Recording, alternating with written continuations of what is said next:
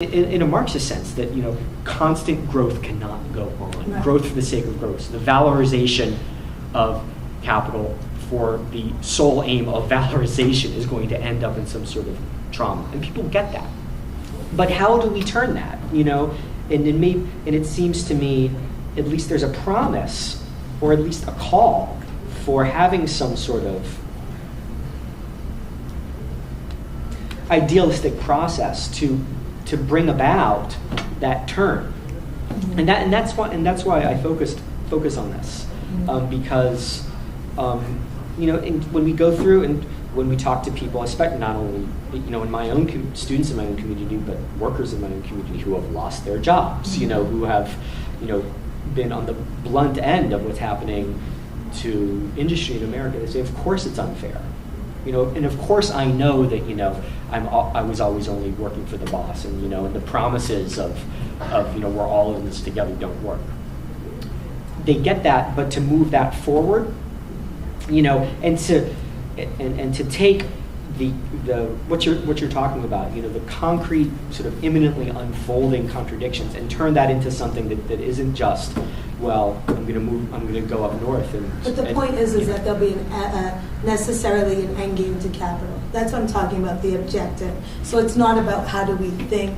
I mean, it isn't. Like, there is always a simultaneous dialectic between the subjective and the objective. Right. But what will determine the potentiality for a reconciliation of freedom and necessity, let's say. Okay. Like, you're still thinking, like your framework is still associated in the subject. How do we think about this? That work is important, but I guess I'm just trying to stress that there will be necessarily an end game.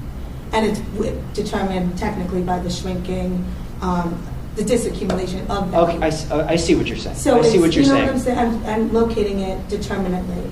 Okay. Potentiality for change. So the end game being, when the contradictions pile up, and then. Yeah. Okay. Yeah, I know. Okay. As a Derridian, we will hate this, but I'm not a Derridian. Okay, well, I'm actually not a Derridian. So that makes a lot of sense. Okay. That makes a lot of sense. The gentleman in the back, you have a question? Actually, my question was along very similar lines. I'm similarly perplexed with how difficult it is to talk to current students and even current environmental activists about utopian outlooks and the tremendous popularity of, as the other questioner was saying, the end of civilization discourse, neo-primitivism, and all of that. And I'd just be curious to hear more about what light the theorists we're discussing here might have to shed on potential ways to transform that discourse and take it to a different place. Well, may I suggest that we move to the next presenter? Why don't you start? I'll say something very brief. Is that okay? 30 minutes left. What? It's only 30 minutes left. Okay, forget about it. You should go. I mean, you should go then. If we only have 30 minutes left, you should go. At the end of Okay. Yeah, you should go then. All right. I was kind of thinking about what exactly I should say in relation to Jason's really interesting presentation about Utopia, because, finding linkages, connections, this is really the most interesting parts of doing these kinds of work. And one question I do have for you, and this sort of relates back to my presentation, is the historical biographical context of both Bloch and Derrida. Why is it they're interested in this question of utopia and work of mediation, or work of mourning, as you say? And are there any ways to link these two ideas or works to the collective labor, which you were mentioning at the end, which I found very, very suggestive?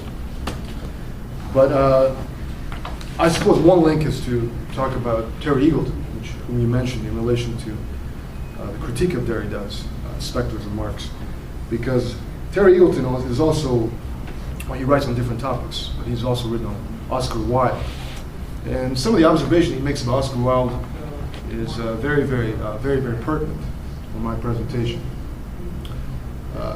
Wilde, as you may know, is a character that is hard to really pin down, because his own way of talking, his rhetoric, his own gestures and verbal plays are based on having many masks and not really having any sense of authenticity.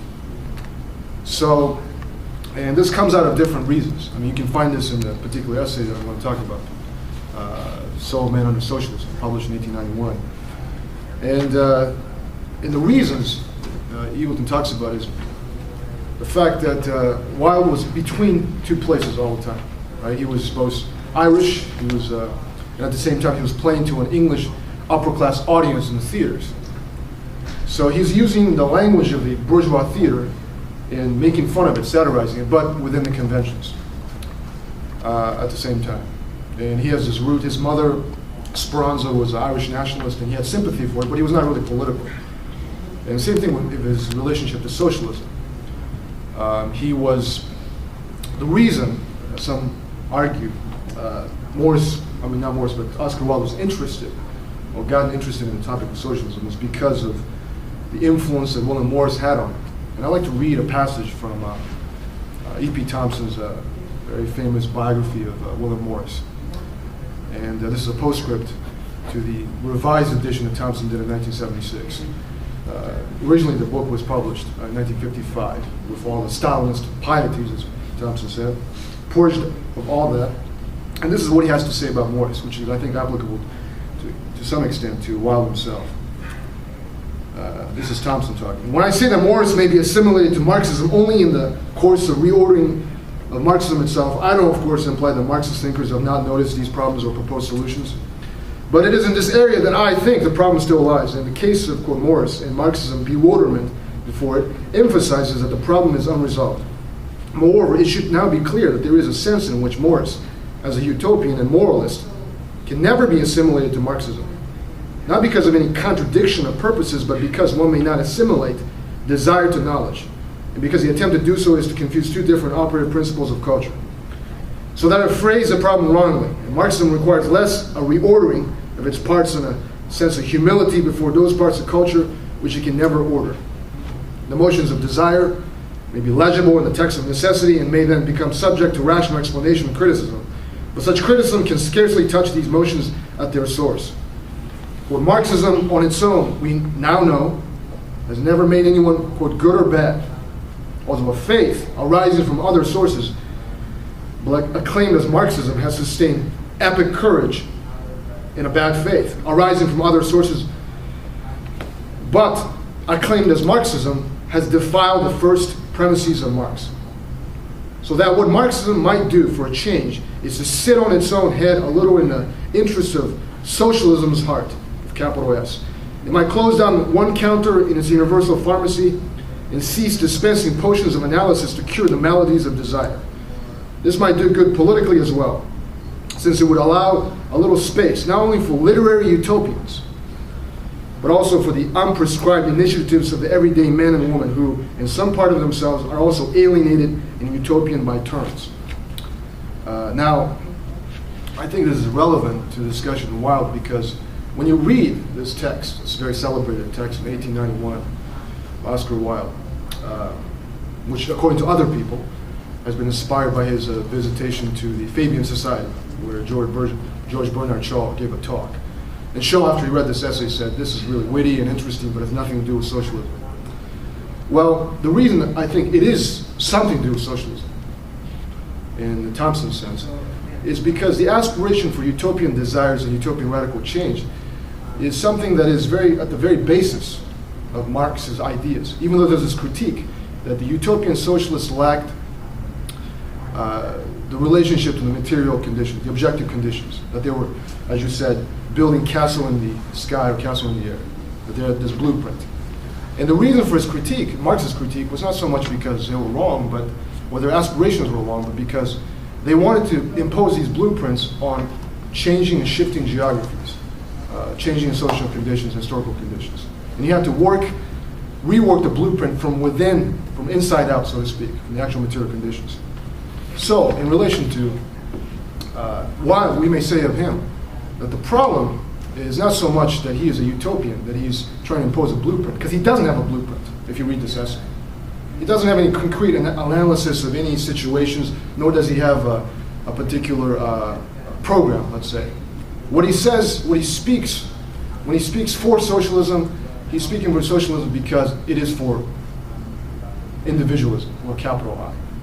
What does that mean? Well,